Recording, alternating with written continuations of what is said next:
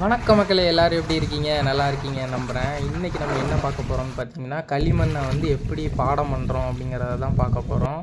இதுதான் அந்த raw material மண். இதை தான் நம்ம எப்படி கரைக்கிறோம் கரைச்சி ரெடி பண்ணுறோம் அப்படிங்கிறத பாருங்கள். ஓகேங்களா?